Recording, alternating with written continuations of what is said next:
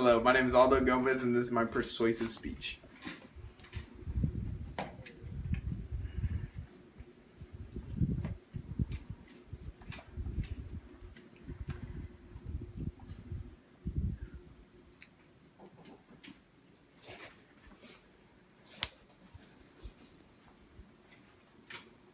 I want everybody to close their eyes and imagine themselves driving. You have your best friends in the car, you have the radio blasting, you're singing your favorite song, you have the sun beating down in your face, and then suddenly you look to your right and you see a young man driving, and you see that he's on his phone, and you realize he's merging into your lane, and the only thing that you can do is swerve into oncoming traffic to try to save your friends, and then boom, there's an accident. All that could have been caused by not texting and driving. Today I'm going to be talking about why you should not text and drive, and I'm going to persuade you why not to text and drive. Texting and driving per year causes 1,600,000 deaths. That leads up to 25% of all car accidents in the United States. And you might be like, wow, that's crazy. And another crazy fact is every day, 11 teens die from texting and driving. So now, every time you get on the road, you gotta think about, is it worth texting and driving? Is it worth bringing that phone out and just to send that message? Not only is it endangering yourself and endangering others, it's also now illegal in 46 states.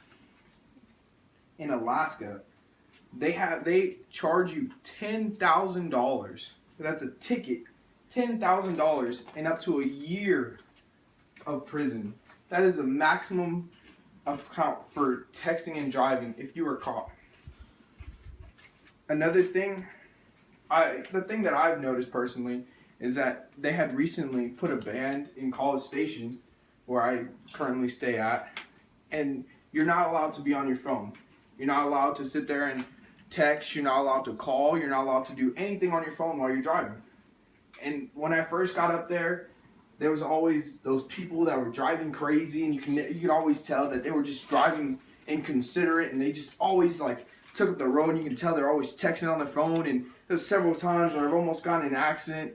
And now, since they finally put this ban, and they finally put these people to stop and realize that this is a real thing, and this is a real thing.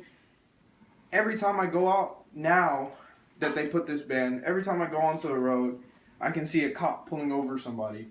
I can see a cop giving an accident, and you can tell just by the way their faces are and them waving their phones that it's another texting and driving ticket. And those tickets aren't cheap. The average ticket is $150 in the United States.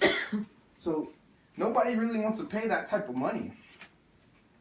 And honestly, the best way to stop this epidemic, I feel like, to solve this problem, is that we join as a community and as an alliance, as a family, to understand that this is a problem, and we all pledge, and we have our friends pledge.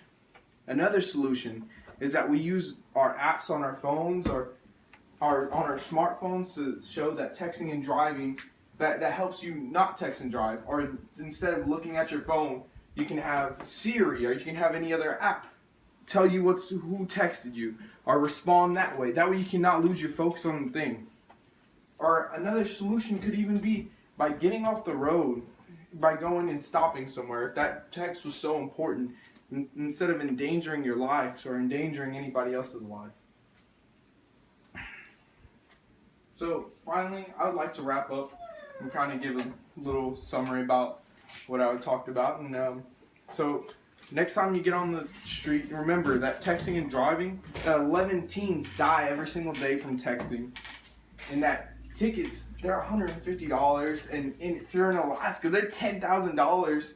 And you could end up in a year in prison for texting that one person.